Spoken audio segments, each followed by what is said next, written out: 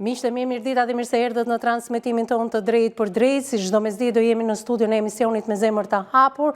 Këtë të martë të 18 nëntori do të jemi live dhe drejt për së drejti, aq sa politika do të na lë minutat e saj për të folur për një ngjarje shumë të rëndë që ka ndodhur në shtetin grek, pikërisht ekzekutimi i një 27 vjeçari, fillimisht me një plumb në kokë dhe më pas makina në të cilën ai u gjend i shkrumbuar, vetëm ADN-ja e babait të 27 vjeçarit ka siguruar që kemi të bëjmë pikërisht me Sulo Halilin.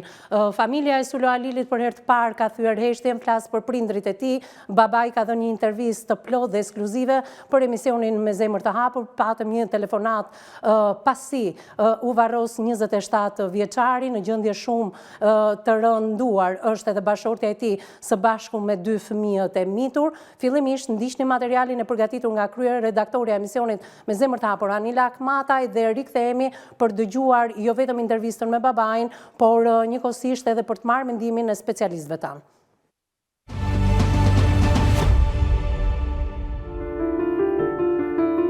Mbetet ende misteri vrasja e 27 vjeçarit shqiptar Sulo Halili me origjinë nga Beqishti i Tepelenës.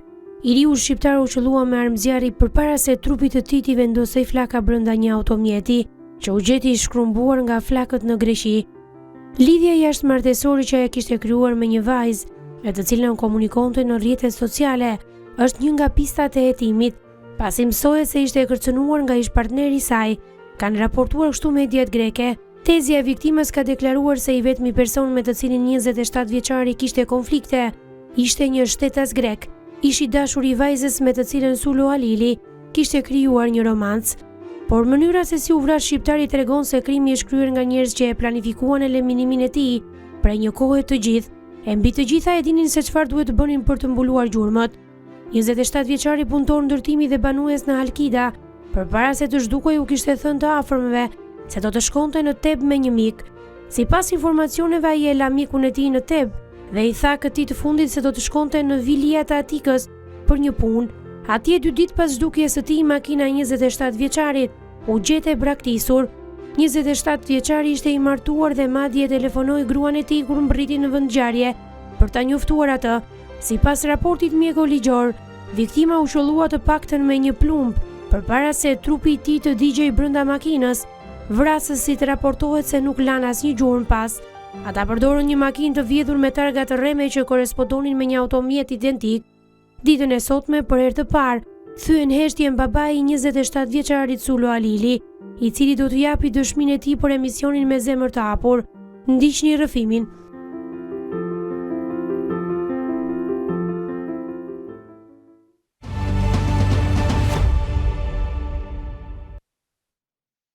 Rikthehemi në studion e emisionit Me Zemër të Hapur, përpara se të prezantoj edhe të ftuarit e ditës, ashtu siç kam folur edhe me babain e Sulo Halilit të ndjerit 27 vjeçarit, ende pa u bërë java, ai fillimisht është larguar nga shtëpia me një shokun e tij dhe më pas makina është gjetur e shkrumbuar dhe pikërisht kishte vënë në alarm bashortja e tij mos rikthimin të bashkëshortit në shtëpi.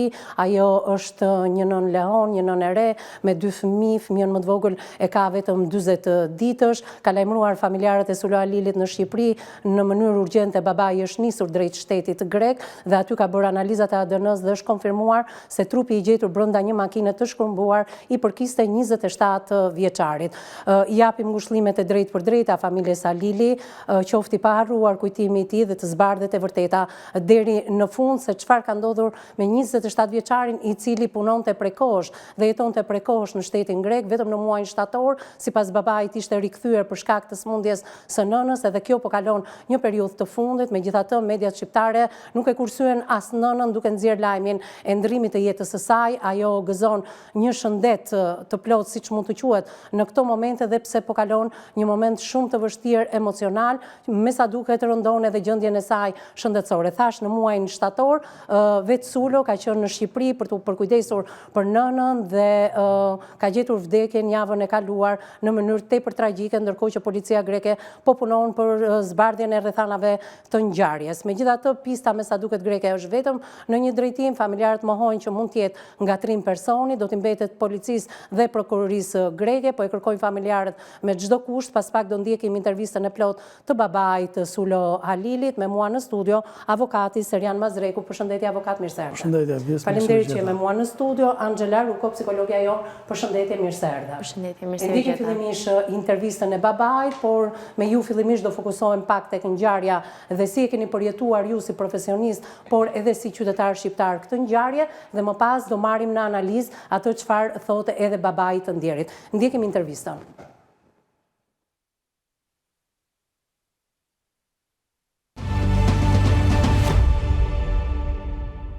Ju si baba, si e mësuat ngjarjen? Si e mësuat ngjarjen? Kush ju njoftoi? Nusja në telefon. Nusja e të ndjerit. Çfarë ju tha? Më ka u buri vaj 3 ditë që u buri. Po ndërkohë kur ju me djalin kur keni folur për herë të fundit? Të hajtën. Të njëjtën e kaluar. Ishte i shqetësuar? Kush, jo, djali apo? Djali. Jo, fare. Çfarë ju tha? E mban mend telefonatën e fundit me të? E mbaj. Çfarë ju tha? E që ishte në punë i qetë, foli, qeshi, më shkete synë. Në kuptoj. Po me bashorten si kishte marrëdhëniet? Mirë ishi.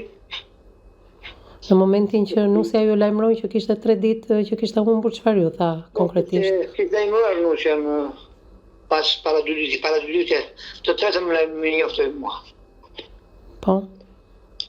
Nusja kishte lajmëruar konatën, i kishte thoi babit që ka nuk s'po vjen Suloja. Po. Por për momentin të nesme pastaj me foli me zë me telefon. Çfarë ju tha?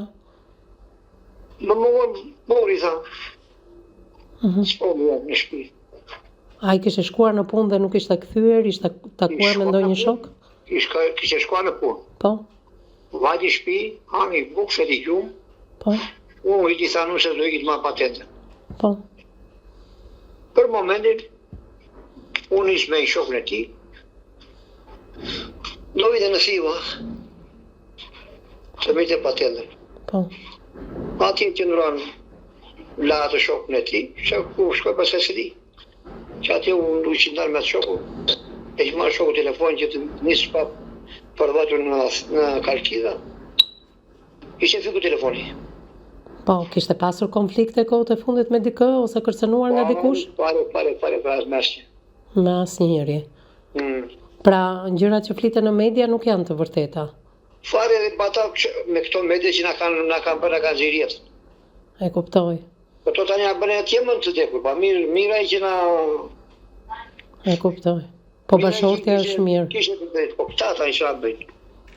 E kuptoj, bashortja është mirë, besoj, duke përjetuar dhimbjen e djalit apo jo? Po, patjetër, si nëna qenie juve. Po. Ndërkohë, nusja e të ndjerit ka ardhur në varrim me fëmijët. Kush? Nusja e djalit. Është në Greqi apo ka ardhur në Shqipëri? Nusja këtu kam shtëpi. E ke në shtëpi. Çfarë tregon ajo në fakt për Sulon? Po, më nuk kupton asgjë, më nuk kanë lënë asnjë përshtypje për këto. Po to çështje, nuk ka lënë asnjë përshtypje djalin. Domethënë djalin tënd të ndjerin nuk e ka kërcënuar askush. Nuk digje, për momentin nuk digje për. Kur është hera e fundit që ka qenë në Shqipëri?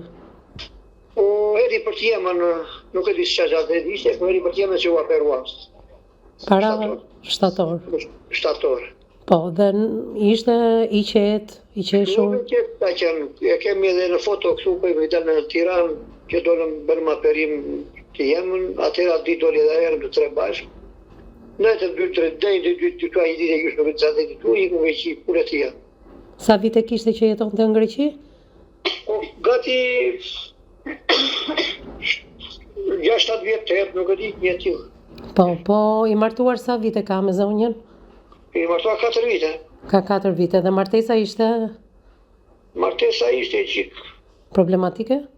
Po, hak fare. U martua me dashuri, me mbledhëri. Nuk e di se çfarë kishin, Po, por na doli një situatë tjetër. e kuptoj, mos ndoshta nga kjo situata tjetër mund të ketë ndodhur? Që pare shkan, domethënë kishin një konflikt me shoqëq, Po, që ishin folu me telefona, kaq dim, nuk di më gjë tjetër. tani që nuse është aty, ke mundur ta pyesësh për diçka? Nuk kam mundësi fare thot Nusja. E kuptoj. Nuk e di gjë fare për këtë punë, vetëm që kemi vola dita, ato momente, nuk kemi fare të dhëna. Çifti është njohur vetë apo me mbledhëri? Kjo me mbesëri, pasandaj, kjo me burin tim, me djalin tim. Po, me djalin tënd. Po me djalin tim, vetë u njojtë. Vetë janë njohur. Edhe martesa në këto 4 vite nuk ka qenë në rregull, të kam pasur debate.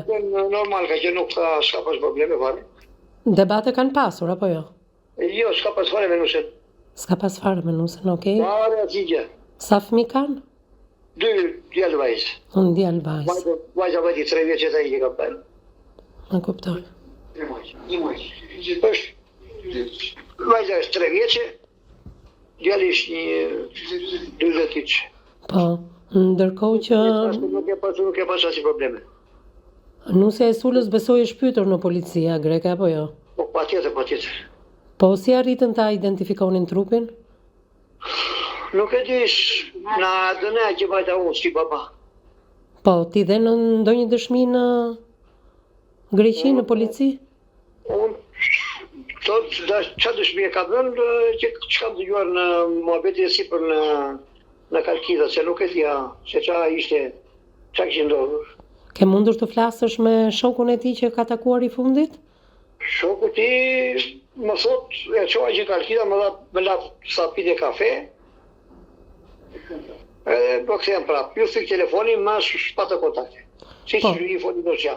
Ti fole me këtë shokun? Kur ishe në Greqi, fole me shokun? Fola, direkt, gojarisht. Po, çfarë tha ai? A i s'kish pa tjetër vine në Thiva, edhe mori këtë përndim që të vine pa tjetër. E kishte telefonuar dikush rrugës? E jo, fare. Nuk e kishte telefonuar kush. Nuk më tha një për telefonuar. Domethënë gjatë rrugës që ka bërë me këtë shokun, a e pa të shqetësuar, ai kishte treguar ndonjë gjë? Fare me muzikë, më tha i me gërnete, me klarinet, a i bide klarinet, bam tha muzikë kështa telefon, në makinë. E qartë. Nga familja juaj, kush është personi i fundit që ka folur, nga ju që jeni në Shqipëri?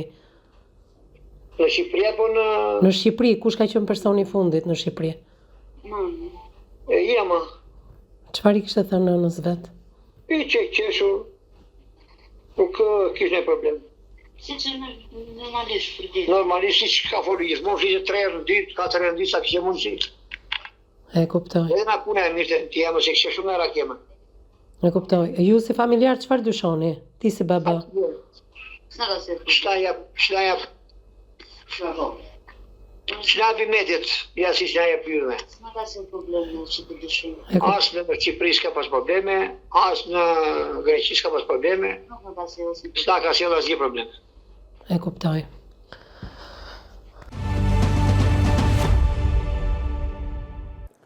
Jemi rikthyer në transmetim të drejt për drejt, pasi kemi dëgjuar një pjesë të bisedës së babait Sulo Alilit. Është një ngjarje shumë e rëndë që ka shoqëruar nga fundi i javës kaluar dhe deri në fillim të kësaj jave të gjitha mediat si në Greqi, ashtu edhe në Shqipëri. Nxitimi i mediave në fakt ka bërë edhe reagimin e familjarëve, duke qenë se mediat kanë raportuar për një gjendje shumë të vështirë shëndetësore të nënës dhe më pas, pasi mësoi lajmin e vdekjes së të birit, ka ndruar jetë, por që nëna ka pasur një gjendje të rënduar shëndetësore në muajin shtator, ku i biri Sulo Alili ndjeri tashmë i ka qëndruar pranë. Ne kemi nxjerrë edhe fotot e fundit të shkrepur nga familja pikërisht në muajin shtator, pak kohë përpara edhe kësaj ngjarje të rëndë. Në bisedë në fakt është edhe një pjesë ku babai i Sulo Alilit tregon edhe veprimet e fundit të birit. Në fakt ka shkuar atë ditë në familje, sipas raportimit të bashortes së tij, ka ngrënë dre, ka fjetur gjumë dhe më pas ka shkuar për të takuar shokun e tij dhe shokun e ka lënë diku, më pas është larguar duke i thënë që ka një tjetër takim nga i cili nuk është kthyer absolutisht as edhe një herë, gjë që ka bërë reagimin të bashkëshortes, më pas të familjarëve, ka udhëtuar babai i Sula Alilit sepse është gjendur një trup i djegur brenda një makine të shkrumbuar, mendohej se kishim të bënim me Sula Alilin, por ADN-ja e babait ka vërtetuar që kishim të bënim me të, sipas raportimet të mediave në Greqi, përpara edhe djegjes së automjetit së bashku me trupin e 27 vjeçarit, ai është qelluar me një plumë. Kemi ngatrim të objektivit, e përjashton familja, nuk ka mundësi të ngatrojë djali ynë i cili punonte në ndërtim prej shumë vitesh në Greqi, ndërkohë që ndoshta kemi të bëjmë pikërisht me një situatë familjare.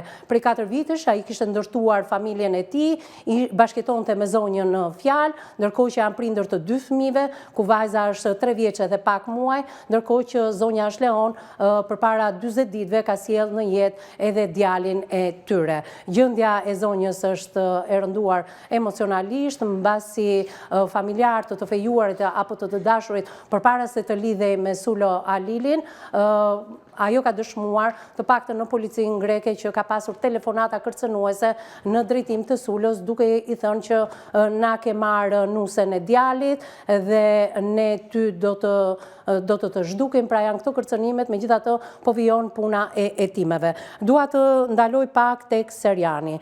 Përsëri ekzekutimi i një shqiptari në një shtet të Bashkimit Evropian, siç është Greqia, por nuk mungojnë rastet as edhe nga Italia apo edhe nga shtetet të tjera.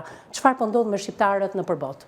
Evis, i japim ngushëllime familjes Halili, është një tragjedi e ripërsëritur me shtetas shqiptar në vendin grek, ndonse me dinamika të ndryshme ose në ngjarje të tjera që s'kan lidhje me vrasjen, por marrshkas nga situata dhe ajo çfarë po thoshte babai në lidhje me pretendimin e tij që nuk është ngatruar, dhe duke parë kronologjinë dhe situatën se si ka vijuar hetimi i ngjarjes aty, patjetër jam me dhonë i mendimit që nuk mund të jetë ngatruar, kurse duke pasur dhe 2 dyshime, një dyshim për implikimin e tij në një zhdukje ku ai ka shkuar në një vend tjetër larg zonës së tij me një shok për të bërë një takim të cilit nuk e din as familja e tij, as shoku se për çfarë është krijuar ky takim, dhe ky takim na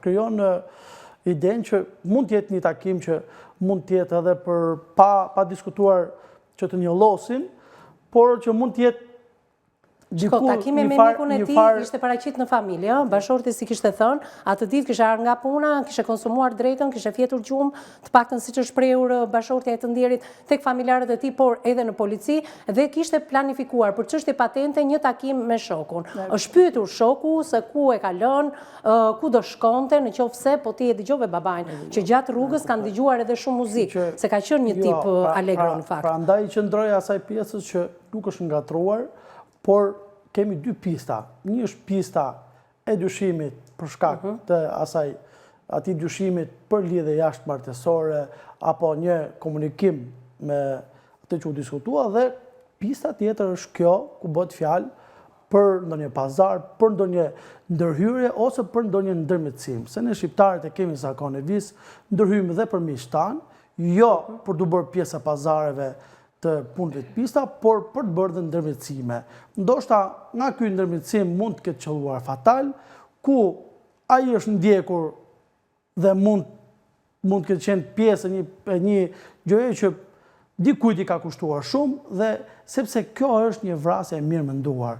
Vrasjet e tilla bën nga grupe. Kemi ngatrim objektivi dhe vrasje e planifikuar. Ata kur dalin dhe bëjnë skemat të tilla apo skenë të tillë dhe organizim të tillë është i mirë menduar, i detajuar, sepse kemi të bëjmë me një djegje makine. Nëse do ishte një vrasje, nuk nga një amator ose nga dikush që ka një inat personal, qoftë edhe ajo e para që po diskutonim, atëherë ne do ishim në pjesën që por ne kemi një makinë të djegur, dhe historia ka treguar që gjithmonë grupet kriminale veprojnë me këtë lloj mënyre, dhe nuk mendoj që dikush i vetëm të organizoj një gjë të tillë, vetëm nëse kemi të bëjmë për sa i përket dyshimit të parë tek kjo. Pra, ti thua Serian që është përfshirë në punë të jashtëligjshme. Nuk mendon që personat që e kanë kërcënuar mund të jenë pjesë e një grupi të tillë dhe viktima jo?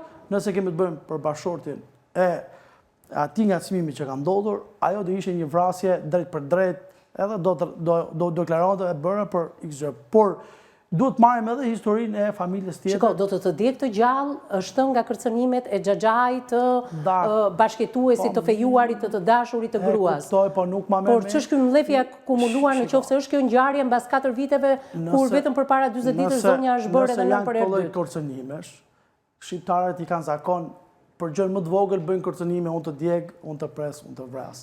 Por nuk mendoj që për një ngacmim apo për një marrëdhënie komunikative që kanë pasur ato, apo për një pëlqim me spalve. Nuk është ngacmim, zonja ka qenë me nipin e personit që ka kërcënuar Sulo Alilin, ndoshta në fejes, ndoshta sepse i ka thënë ti na ke marrë nusën e shtëpisë, ndoshta në një bashkëtesë, ndoshta në një lidhje që do ta kurorzonin dhe më pas është njohur me Sulon, kjo absolutisht nuk e bën Sulon fajtor. E kuptoj, unë e vi si qëndroj pjesës parë që mund të jetë për një pazar, sepse nuk mendoj që të marrim qafë familjen e vet, gjithë të histori për të organizuar gjithë të vrasje për i gjë të kalume që ka mbaruar. Dhe unë i qëndroj sepse mënyra se si ai ka ikur një vend tjetër për takuar dikë dhe në aty ka ndodhur kjo që ka ndodhur, do të thotë që kemi të bëjmë me një histori tjetër ku policia greke, prokuroria greke, gjithë ato duhet hetojnë grupet e strukturuar aty që punojnë me pazare dhe me punë të pista. Dhe nga aty duhet Shiko, po ti hedhësh një sy të përgjithshëm si në Instagram, në TikTok apo në Facebook llogarive në emër të Sulës, është një djalë që pasqyronte vetëm punën e tij në ndërtim.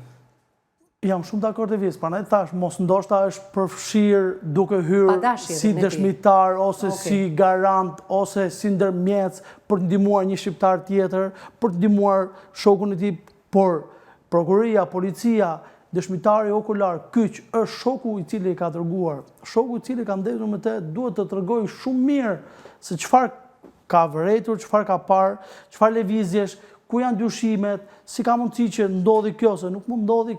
Shiko, për këtë takim pas shokut nuk ishte njoftuar as bashorten dhe as shokun. Shoku e dinte që do ta linte diku sepse kam një takim. Kaq flet shoku. Nuk mendoj që gjatë gjithë rrugës. Nuk e kishte parë të shqetësuar. Nuk mendoj që gjatë gjithë rrugës mos kishte vërejt një diskutim, një dyshim, një diçka që ka një siklet, sepse Shiko, po të dëgjosh, babai e thot shumë mirë që me shokun unë fola thot në Greqi kur bëra analizën në ADN-s dhe ai më tregoi gjithë itinerarin çfarë ka ndjekur dhe pse duhet të takoheshin për çështjen e një patente, por ai thot që gjatë rrugës ishte kaq shumë allegro sa dëgjonte vazhdimisht muzikë në makinë. Gjithsesi, do ta respektoj mendimin tënd, ti je profesionist, diçka nuhat në të gjithë ato që ke lexuar në mediat greke dhe në mediat shqiptare, intervistën me babain dhe ndoshta dyzimin e tij sepse aq din prindrit në Shqipëri, e ndjekim hapësirën e parë publicitare dhe rikthehemi më njëherë në studio.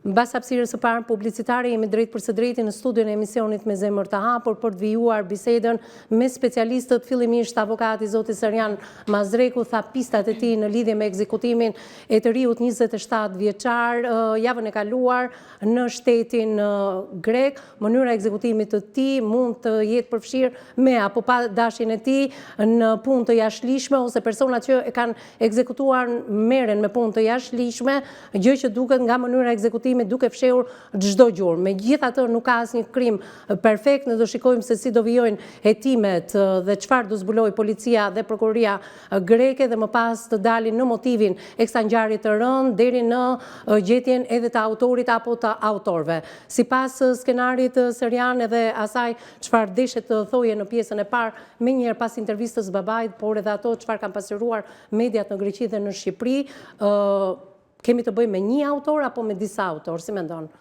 Ajo nuk bëhet e vetme, patjetër ndoshta mund të jetë një autor qitës, por që bashkëpunëtor janë disa. që kanë përndjekur, kanë parë çdo lëvizje të djalit, janë më shumë se sa... Makina me targat e vjedhura, të ngjashme. Dhe makina është djegur. Pra është menduar gjatë për ekzekutimin. Dhe makine vjedhur është një skenar, është e krijuar shumë mirë kjo gjë. Dhe nuk ka të bëjë me çështje nderi apo me çështje marrje, dashurie roz. E vis, përderisa aty ka një kërcënim të tillë, nuk janë të dyja të barazvleshme me njëra tjetër, që do të thotë që policia, prokuroria duhet të hetoj të dyja njëkohësisht, paralelisht, sepse kemi të bëjmë me një situatë që të dyja na çojnë në njëjtin drejtim.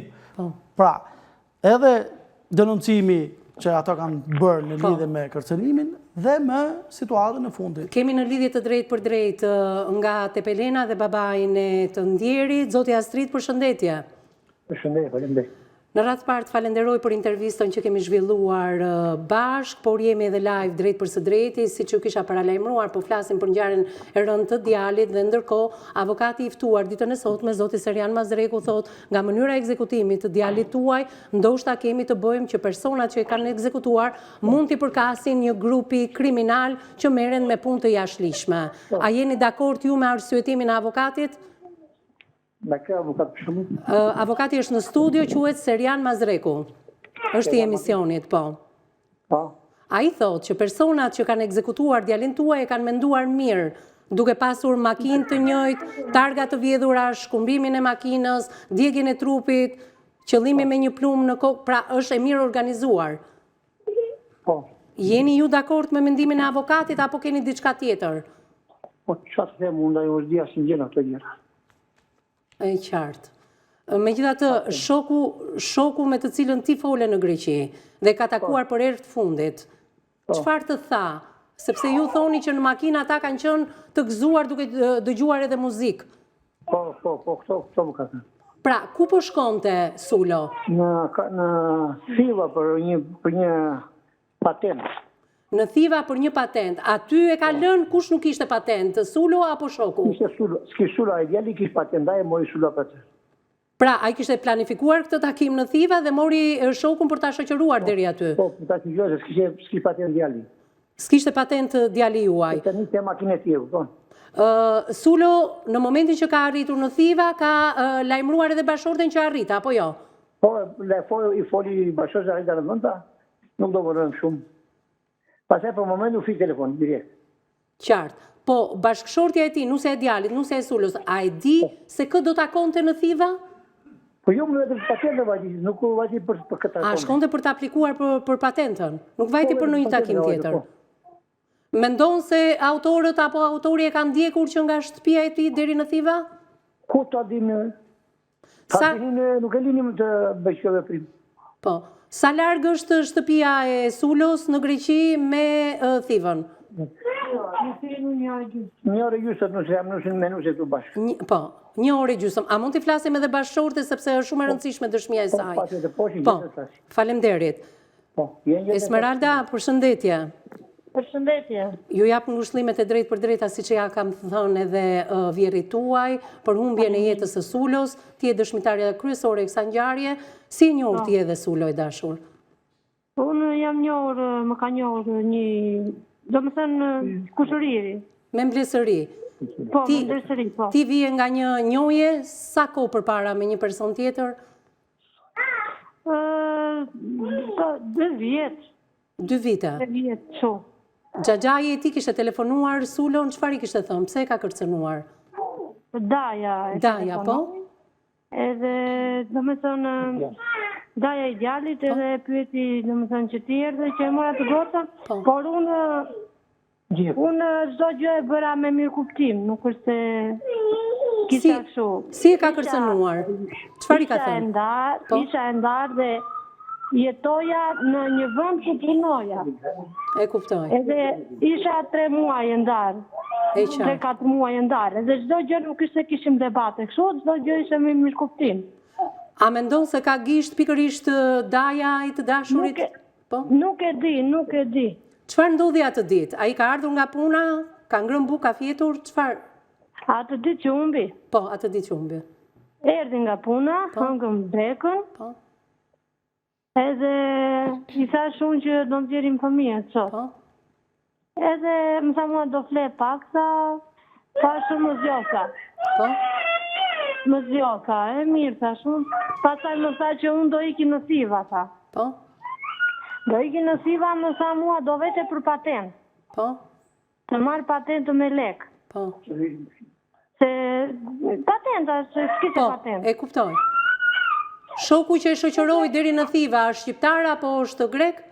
Shqiptar. Është shqiptar. Çfarë ju ka thënë shoku i tij?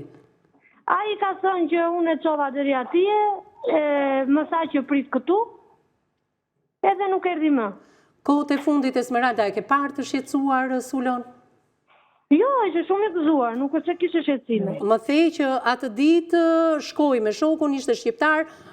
Çfarë pune bënte Sulo, duke qenë se kemi parë rrjetet e tij sociale? Me ndërtim punonte. Ishin të mjaftueshme të ardhurat e familjes tuaj? Po, si familjarët mjaftonin, mirë ishim. Nuk është se... Ti vetë punoje? Jo, se unë kam vajzën 3 vjeçë dhe djalin 1 muajsh edhe nuk mundem do të punoj se do i përkushtoj fëmijës, normal. Qartë, megjithatë, ju në çift nuk keni pasur debat, apo jo? Jo, s'kemi pas asnjë debat edhe kur iku shumë i gëzuar, nuk është se kishin ndonjë gjë. Kur fillove të dyshoje që diçka po ndodhte me largimin e Sulos? Kisha asnjë dyshim, ishte shumë nuk më la përshtypje për asnjë gjë, nuk e di se si ndodhi kjo. Pra, kur u mbyll telefonata me të, pasi të mori që arrita në Thiva, mbas sa kohë? E mora, i thash, o Sulo, vajte në Thiva, i thash unë? Po? Po, më tha tani arrita. Po? Edhe më tha që ik 3 herë. Po. Në qoftë se Ka shkolla dhe kjo ishte biseda ime fundit. Në qoftë se shoku e shoqëroi deri në Thiva, me çfarë do kthehej nga Thiva në vendin ku ju jetoni 1 orë gjysmë larg? Shoku do me thënë, unë u ktheva me një makinë tjetër, më tha. Se e mora vetë atë djalin. I thashun ku është Sulua? Po? Më thuaj thashun ku është Sulua se ti u shoqërove me atë. Po? Unë tha, më la atje, tha, edhe nuk erdhi më, tha. Më fal, po me çfarë do kthehej nga Thiva? Ai më tha që unë u ktheva me një makinë e një shoku, tha. Po makinën e ti kujt ja la? Makinë e ti u gjend në një vend shumë të largë. Në një Calceto. Po? Dhe atje e gjetëm neve. Nga Calceto ku është gjetur makina e shokut, deri aty ku është gjetur makina e djegur së bashku me trupin e Sulos brenda, sa larg është? Shumë, nuk është se e di saktësisht, po është, tha. E qartë. Do doja të bëja edhe një pyetje delikate. Daja i personit me të cilin ti ke pasur një marrëdhënie. Po. Sa kohë përpara e ka telefonuar, e ka kërcënuar Sulon dhe çfarë i ka thënë konkretisht? Bas 4 vjetë, gjinë në fillim që ashtu, edhe nuk kemi pasur se mund të kishin diçka, do më thënë, na bëni diçka të dyve, kupton? Nuk se kishin ndonjë shqetësim kështu. Ata jetojnë në Greqi, jetojnë në Shqipëri? Ata në Greqi jetojnë. Afër jush, larg jush? 2 orë, larg nesh. 2 orë më duket. Ata janë marrë në pyetje nga policia greke? Për dhënë dëshmi? Nuk dim gjë. Këtë deklaratën që ashtu, nuk di gjë. Qartë, Esmeralda, do doja se ti edhe përpara 40 ditësh ke sjellë në jetë djalin, ty urroj me jetë të gjatë. Është një periudhë shumë e vështirë si grua dhe si nën lehon që po përjeton. Nuk e di se si ndodhi kjo e papritur, se rasti bomb. Ke qenë shumë e lidhur me Sulon, tregonte ai gjithçka tek ty. Çfarë mendon ti se mund të ketë ndodhur? Unë nuk është se e di saktësisht, nuk është se më shprehesh. Po? Dhe më thënë, nga pjesa shoqërore ose kështu nuk është se më shprehesh. Mendon se mund të jetë ngatruar me një shoqëri e cila mund të ketë qenë dëshmitar në diçka? Nuk e di, këtë nuk e di. Mund të jetë marrë me ndonjë punë të palishme? Jo, se besoj se po të ishte ashtu, do kishin diçka në shtëpi, kupton, ndonjë lek, ndonjë kështu, por po ndërkohë e ke parë të shqetësuar orët e fundit, ditët e fundit? Jo, pra jo, shumë i qetë, shumë i lumtur, shumë. Telefonata, ndoshta të dyshimta që ti mund të kesh dëgjuar? Jo, asnjë gjë. Thjesht u largua nga shtëpia, tha që unë do iki në Thiva, më tha, do iki për patentën. Edhe i thash që pse do vesh për patentën, se do që ta mirë me lekë, kupton? Po, mund të më thuash diçka dyshon tek shoku? Që ka çuar deri në Thiva, që ai kthehet me një tjetër makinë dhe Sulo ka vazhduar? Jo, nuk është se është djalë ashtu, nuk e di. Ishtë shumë djalë i qetë. Mirë, në studio kam avokatin Serian Mazreku dhe psikologen Angela Ruko. Unë nuk e di në qoftë ata kanë pyetje të drejtë për drejta për ty, avokat. Ke pyetje për Esmeraldën? I shpreh ngushëllime Esmeraldës, gjithashtu në lidhje me pyetjen, ajo e dha përgjigjen para se ta pyesja unë për sa i përket ekonomisë, se si ka qenë gjendja e tij në muajin e fundit. A ka shfaqur që ka borxhe, apo ka lek gjendje, dhe ajo e thotë që nuk e shpreh. Dhe pjesa tjetër një pyetje është, a ka pas borxhe, siç e tha dhe Evisi?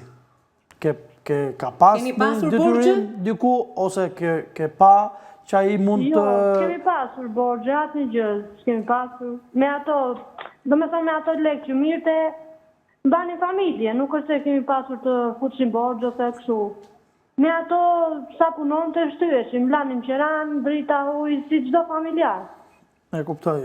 Esmeralda në lidhje edhe me pyetjen që të bëri Evisi për sa i përket shokut të tij, ai është edhe duam apo s'duam ne, ai është i dyshuar, edhe ai Daja që ka kërcënuar është i dyshuar, edhe pista tjetër që ne folëm më përpara janë të dyshuar.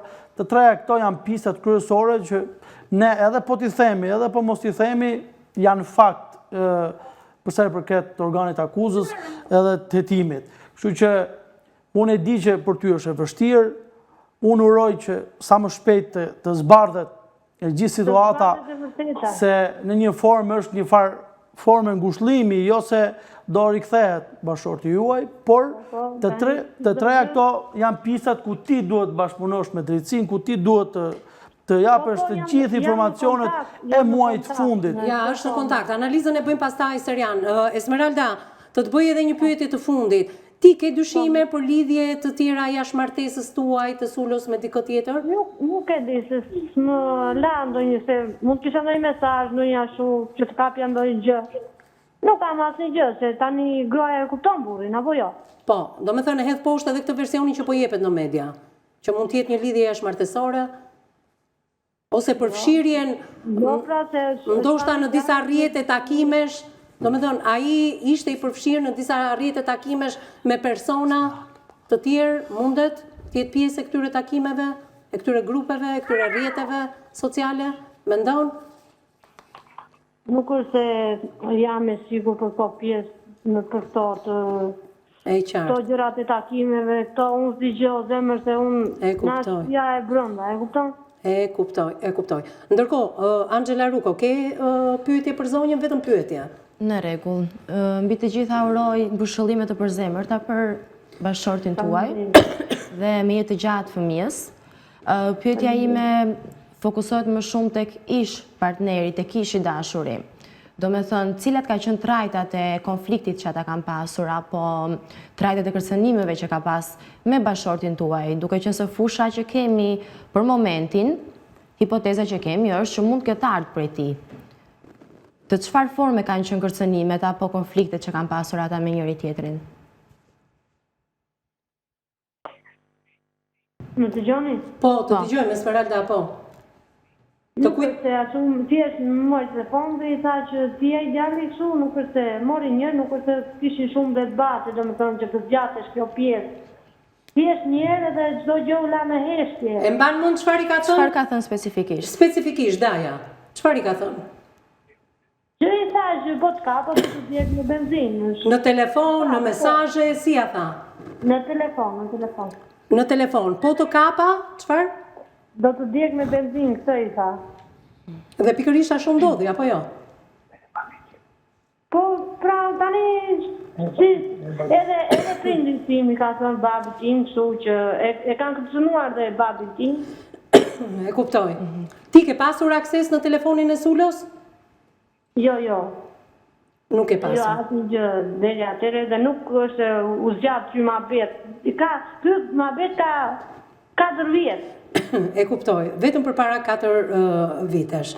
Mirë, unë të falenderoj Esmeralda, që ishe ditën e sotme dhe versionin tënd, Se është folur shumë çka në media, sidomos edhe për vjerrën tënde, ju përcjell edhe një herë ngushëllimet e drejtë për drejta, t'ju uroj djali, bëu efort të dashur, mbështeti familjarët e Sulos dhe të shpresojmë të zbardhet e vërteta, të gjendet autori, autorët, por dhe motivi.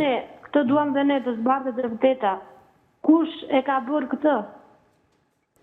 Mirë, të falenderoj e dashur, ju përqafoj drejt për së drejti nga Tirana, falenderit që ishe me mua në studio. Falenderit. Falenderit, përpara se të kaloj tek Angela Aruko, do doja të flisja pak me avokatin. Avokat, dëshmia e Esmeraldës ndryshoi diçka? Esmeraldës është një grua shumë e fortë, por edhe mundohet të jetë shumë e qetë për sa i përket fjalëve të tepërta, për të mos akuzuar askënd. Pra, po ta vesh re në gjithë bisedën e saj, ajo thoshte po nuk e dion. Ajo, siç ja thash në fillim, dyshon edhe te Daja, dyshon dhe te shoku, dyshon dhe tek Jo, ke shoku ishte i sigurt, tha, jo, unë nuk dyshoj ke shoku. Është djali i mirë, tha. Është djali i mirë. Djali i qetë. Dyshon dhe tek lidhja jashtëmartësore, pavarësisht se nuk e shprehu. Por unë do doja, meqense jemi live dhe duke parë gjithë situatat dhe ngjarjet e fundit që preken përsa i përket nga lidhjet jashtëmartësore, kjo po bëhet një trend ku po humbin shumë jetë njerëzish, ku po shkatërrohen shumë familjet e shumë njerëzve. Përsa i përket lidhjeve jashtëmartësore, ku ne kemi diskutuar disa herë këtu, ku e kanë më të thjeshtë të ndërpresin një lidhje dhe të vazhdojnë një lidhje tjetër, se sa ti mshojnë kësaj gjëje, duke lënë një lidhje, duke vazhduar një lidhje tjetër dhe duke dëmtuar jo vetën e tyre, por shumë familje me radhë, se krijojnë pasoja, krijojnë një lidhje, vazhdojnë një lidhje tjetër dhe ajo pasojë vazhdon zinxhir ku sot hasim në fatalitete, në vrasje të përditshme, përsa i përket kësaj Daja i të dashurit vërtet është një kërcënim që i ka bërë përpara 4 vite sipas Esmeraldës, por Esmeralda në fund të intervistës së saj që dua ta gjej dhe ta falenderoj, se është guxim i madh të dalësh në media dhe të japësh një intervistë ekskluzive si Esmeralda, deklaroi që nuk ka kërcënuar vetëm Sulon, por edhe babain tim. Unë çdo gjë e kam bërë me mirëkuptim. Unë nuk e di pse përfshihen familjar në një marrëdhënie të nipit, të mbesës, qoftë edhe nëna dhe babai. Ajo tha, unë çdo gjë e kam bërë me mirëkuptim. Pra, unë punoja aty ku edhe jetoja. Ika në mirëkuptim. Njoha Sulon dhe ika. Edhe pse jemi në vitin 2025, vazhdojmë akoma të kemi këto situata të mos mirëkuptimit, të mos pranimit, të mos kuptimit, që gjëja ka mbaruar, situata ka përfunduar, jeta fillon për çdo kënd. Pra ka jetë të re. Pse është kaq e vështirë që shqiptarët të mos pranojnë një jo? Kemi problem. Një jo. Çfarëdo lloji qoftë kjo joja? Pse duhet përfshihet Daja, qoftë edhe babai dhe nëna i personit? Sepse jemi akoma me mentalitetin ku ndikohemi nga rrethi shoqëror, si ta bëri, pse ta bëri, si ndodhi, pse ndodhi. Dhe këto karikohen dhe pastaj nxjerrin ato llafe që ai sot po i kushtojnë shumë. Do t'i kushtojnë shumë, do hyj pjesë e hetimit dhe është një situatë që mund shkojë me vite derisa të zbardhet e gjithë situata. Për një fjalë që ai mund ta ketë thënë ndoshta nga karikimet e fjalëve që ato kanë marrë nga komshitë e vet. Pra ti e përjashton si pist, ashtu si edhe Esmeralda deri dikuos, ajo tha që nuk e akuzon drejt për drejt. Jo, nuk e akuzon drejt për drejt. Dhe më vjen mirë që ajo nuk e akuzon drejt për drejt. Esmeralda është treguar e kujdesshme, nuk e akuzon askënd.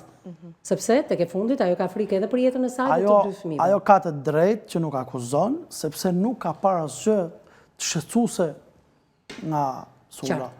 Megjithatë, ne dalim në hapësirën e dytë publicitare, jam kurioze të rikthehemi në pjesën e tretë dhe të fundit për dëgjuar arsyetimin e psikologes Angela Aruko.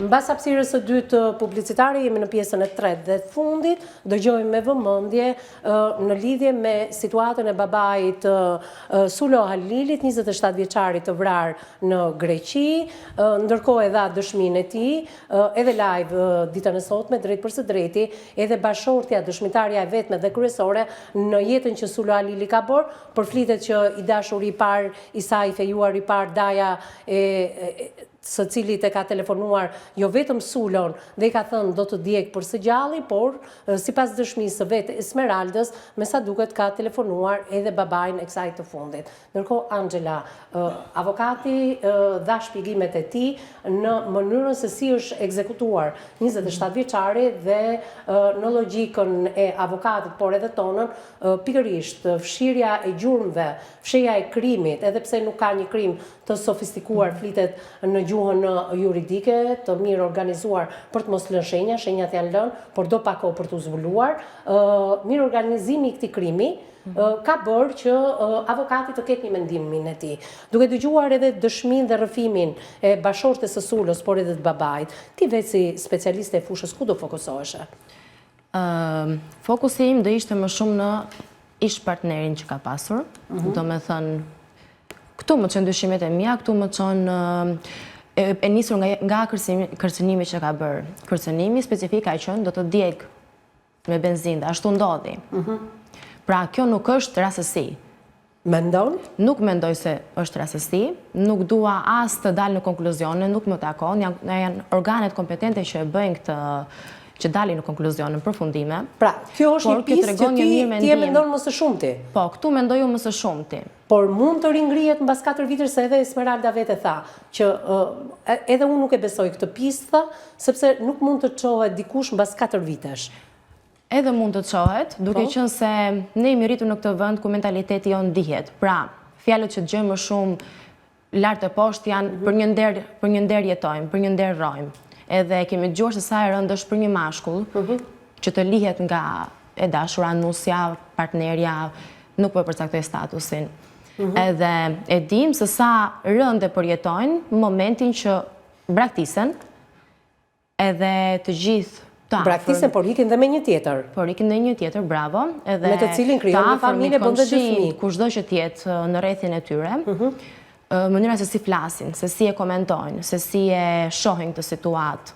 Edhe duket sikur përballë kësaj situate, mashkulli në fjalë del ai mashkulli i dobët, ai mashkulli i pa arritur, ai mashkulli që nuk di të mbajë një femër, nuk di të mbajë nusën e vet, nuk di të mbajë të dashurën e vet. Edhe kjo, domethënë janë shumë arsye, mund të jenë shumë arsye, shumë fjalë të cilat ndikojnë në psikologjinë e një mashkulli. Edhe zgjojnë atë egon e tij. Atë egon e sëmur dhe specifikoja. Jo, Esmeralda tha, me personin në fjalë, unë jam ndarë me mirë kuptim. Në mënyrë paqësore. Nuk mund të ngrihet dikush tjetër, përveç këtij zotrisë, edhe ai zotria nuk mund të ngrihet jo, por dikush tjetër në emrin e tij, nëna, babai, qoftë edhe daja në rastin konkret. Duket sikur ka qenë një konflikt i akumuluar, apo një stres i përjetuar që në atë periudhë, edhe është i mbivendosur, do me thënë, kjo është një vrasje e përmasave makabre, edhe personi që mund të ketë bërë, është një vrasës që nuk ka empati. Gjakftot, pa empati. Mendon se është një apo disa nga mënyra e organizimit? Nuk di të them, por mënyra e organizimit, zhdukja e provave, zhdukja e fakteve, duke sikur ka pasur një ndjekje në kohë, gjatë gjithë ditës të këtij personi derisa u arrit objektivi final. Edhe mendoj se një person i vetëm zorse mund ta bënte. Qartë. Mund të ketë qenë grup, nuk përjashtohen as hipoteza që tha Sarjani, si për shembull mund të ketë qenë konflikte në grup, mund të ketë qenë pazare, mund të ketë qenë ish partneri i gruas së vet. Domethënë ka shumë hipoteza, por ai person që e ka bërë mund ta ketë bërë në mënyrë të mirë menduar, në mënyrë të mirë planifikuar, edhe në grup, mendoj. Edhe ju, ashtu si Serjani avokati, mendoni në grup. Është mirë organizuar. E organizuar, nuk mund të them nga kush... Mund t'jetë motivi roz, kaq roz, po kaq makabër? Mund të jetë një motiv roz? Mund të jetë. Pa një motiv penal, si që thot avokati? Edhe mund të jetë, për shkak të nderit që përmenda më sipër, por dhe për shkak të krenarisë mashkullore, dhe në momenti që hyn në mes ai konflikti me bashortin dhe zgjidhet në këtë lloj mënyre nga femra, ky konflikt akumulohet. Edhe gjatë gjithë kohës përjetohet në mënyra të ndryshme dhe emocioni mund të marrë trajta të ndryshme.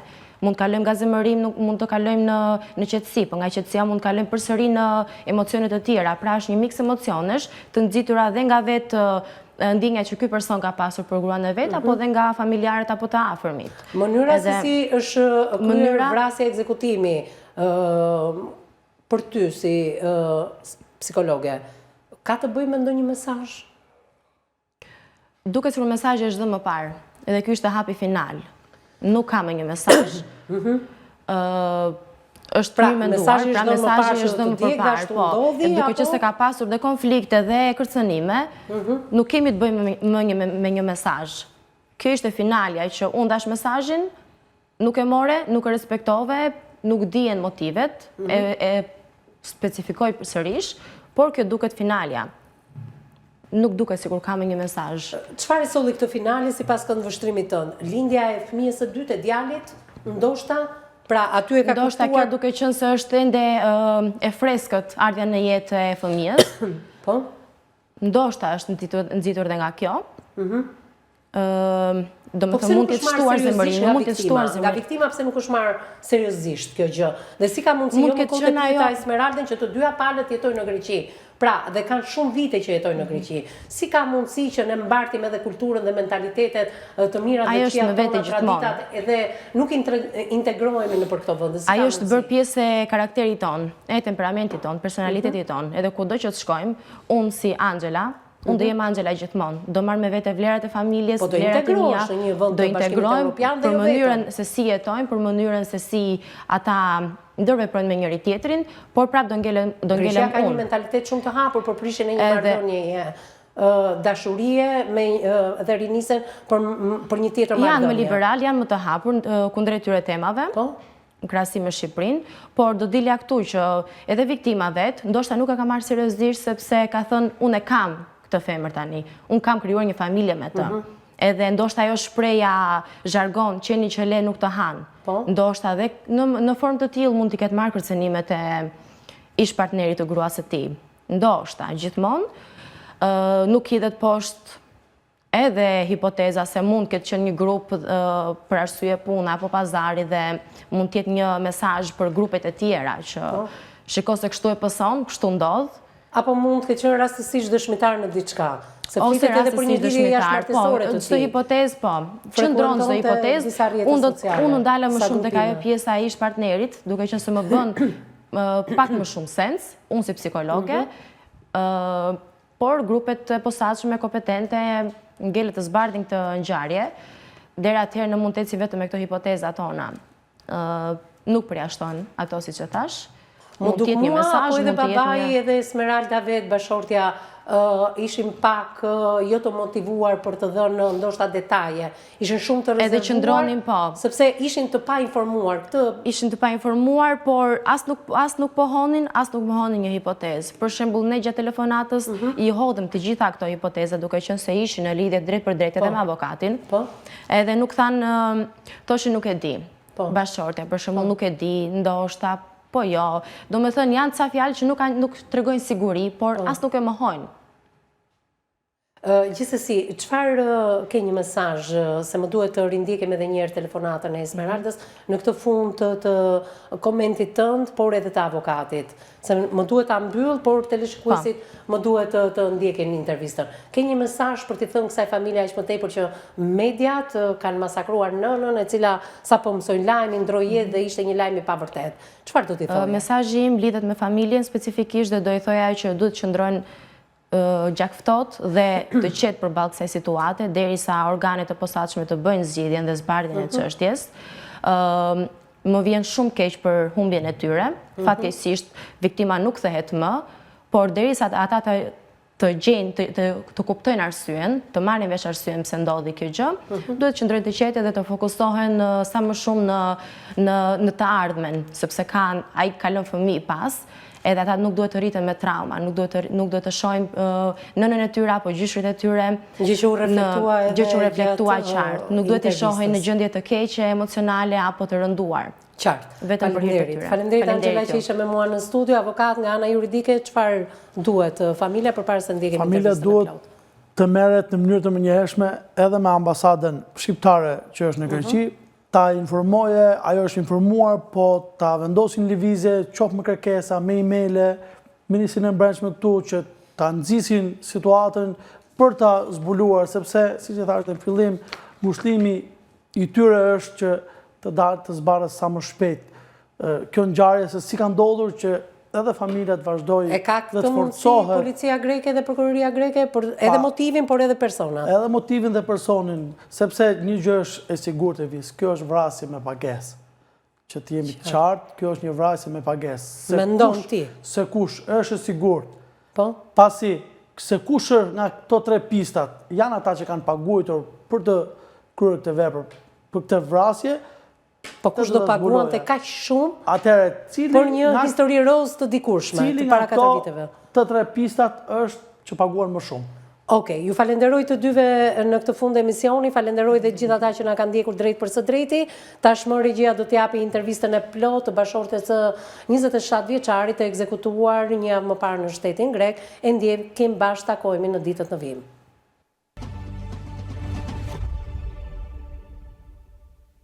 Esmeralda, përshëndetje. Përshëndetje.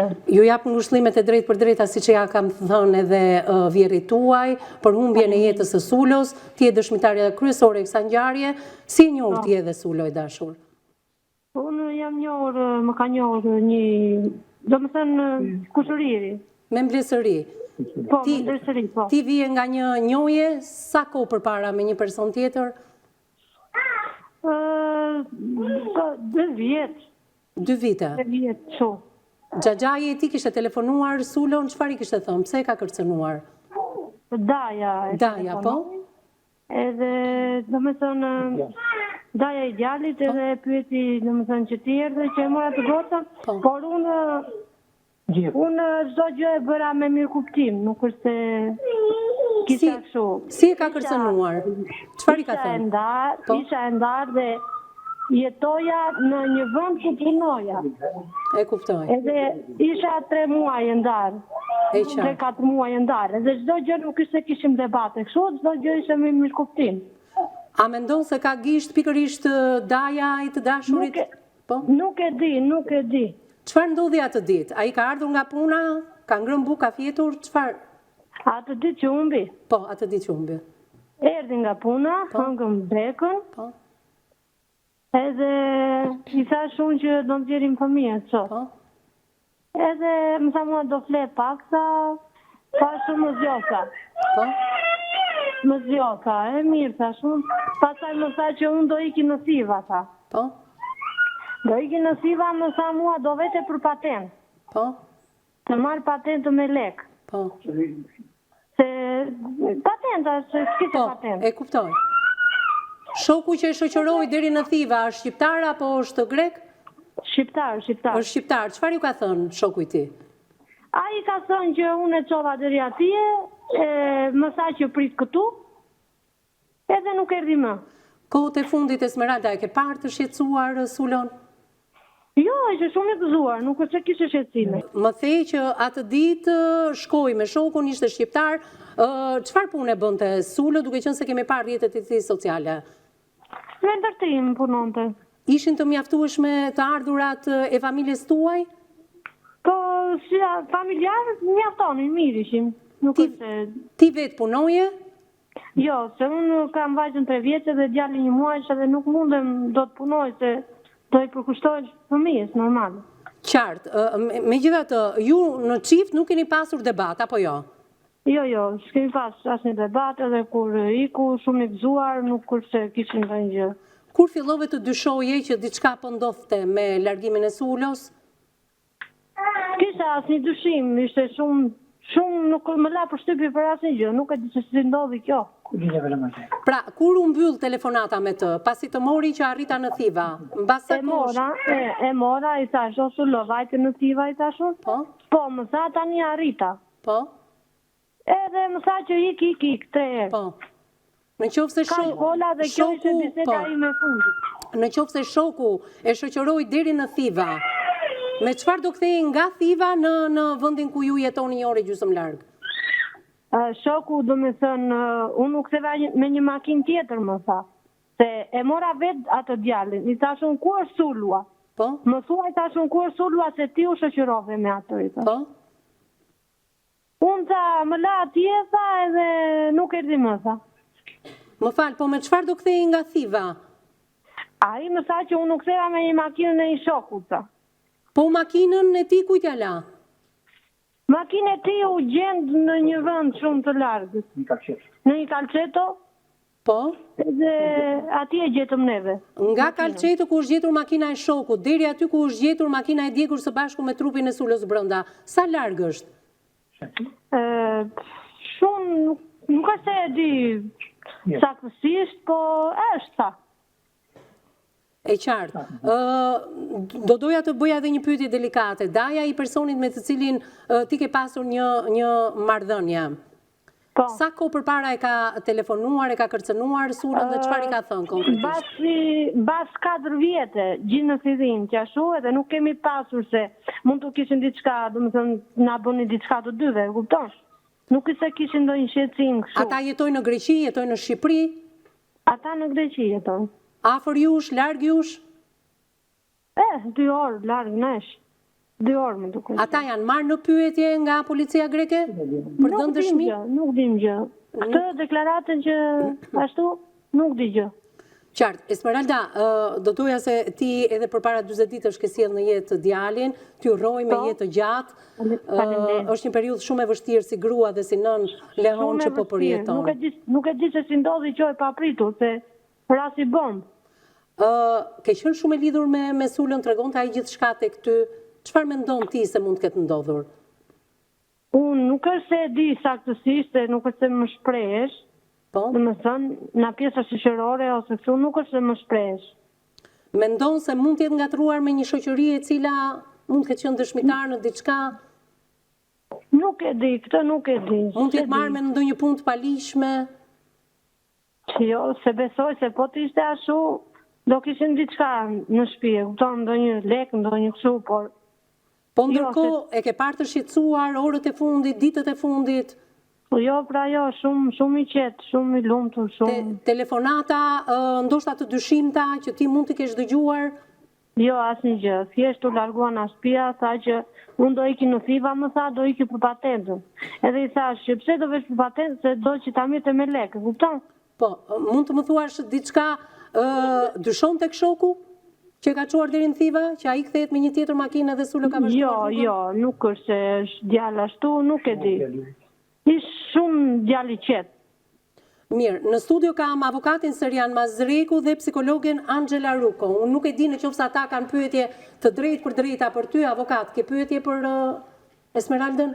I shpreh ngushëllime Esmeraldës. Gjithashtu një lidhe me pyetjen, ajo e dha përgjigjen para se ta pyesja unë përsa i përket ekonomisë, se si ka qenë gjendja e tij në muajin e fundit. A ka shfaqur që ka borxhe apo ka lek gjendje? Dhe ajo thotë që nuk e shpreh. Dhe pjesa tjetër një pyetje është, a ka pas borxhe, siç e tha dhe Evisi? Ka pas detyrim diku ose ke pa që ai mund të... Jo, kemi pasur borxhe, asnjë gjë, kemi pasur. Me ato, domethënë me ato lekë që mirë të bani familje, nuk është se kemi pasur të futshim borxhe ose kështu. Me ato sa punon të shtyeshim, lanim qeran, drita ujë, si çdo familjar. E kuptoj.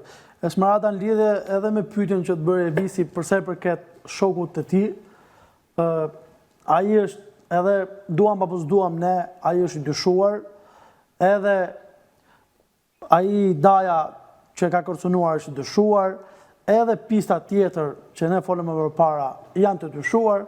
Të treja këto janë pistat kryesore që ne edhe po t'i themi, edhe po mos t'i themi, janë fakt përsa i përket të organit akuzës edhe të hetimit. Kështu që unë e di që për ty është e vështirë, unë uroj që sa më shpejt të zbardhet e gjithë situata, se në një formë është një formë ngushëllimi, jo se do rikthehet bashkëshorti juaj, por të treja këto janë pistat ku ti duhet bashkëpunosh me drejtësinë, ku ti duhet të japësh të gjithë informacionet e muajit fundit. Ja, është në kontakt. Analizën e bëjmë pastaj, Serian. Esmeralda, të bëj edhe një pyetje të fundit. Ti ke dyshime për lidhje të tjera jashtë martesës tuaj të Sulës me dikë tjetër? Nuk e di, se më la ndonjë, se mund të kisha ndonjë mesazh, ndonjë ashtu, që të kapja ndonjë gjë. Nuk kam asnjë gjë, se tani gruaja e kupton burrin, apo jo? Po, do me thënë e hedh poshtë edhe këtë versionin që po jepet në media, që mund të jetë një lidhje jashtëmartësore, ose përfshirjen Jo, pra se... ndoshta në disa rrjete takimesh, do me thënë, ai ishte i përfshirë në disa rrjete takimesh me persona të tjerë, mundet të jetë pjesë e këtyre takimeve, e këtyre grupeve, e këtyre rrjeteve sociale, mendon? Nuk është se jam e sigur për po pjesë në për këto të... E qartë. Këto gjërat e takimeve, këto unë si gjë zemër se unë E kuptoj. nashtja e brënda, e kupton? E kuptoj. Ndërkohë, Angela Ruko, ke pyetje për zonjën, vetëm pyetje?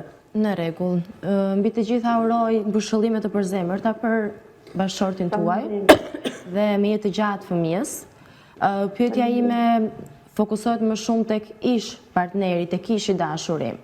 Do me thënë, cilat ka qenë trajtat e konfliktit që ata kanë pasur, apo trajtat e kërcënimeve që ka pas me bashkëshortin tuaj, duke qenë se fusha që kemi për momentin, hipoteza që kemi është që mund këtë ardhë prej tij. Të çfarë forme kanë qenë kërcënimet apo konfliktet që kanë pasur ata me njëri tjetrin? Më të gjoni? Po, të dëgjojmë, Esmeralda, po. Nuk është se ashtu thjesht në moj telefon dhe i tha që ti e djali kështu, nuk është se mori një, nuk është se kishin shumë debate, do me thonë që të zgjatesh kjo pjesë. Thjesht njerë dhe çdo gjë u la me heshtje. E mban mund çfarë i ka thënë? Çfarë ka thënë specifikisht? Specifikisht, Daja. Çfarë i ka thënë? Që i tha që po të kapo të djek në benzinë. Në telefon, në mesazhe, si ja tha?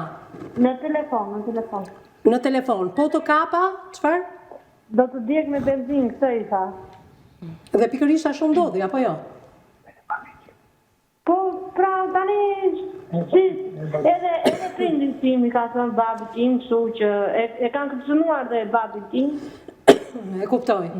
Ti ke pasur akses në telefonin e Sulos? Jo, jo. Nuk e Jo, pasur. asnjë gjë deri atëre dhe nuk është u zgjat që ma bet. Ky ma bet ka 4 vjet. E kuptoj, vetëm për para 4 vitesh.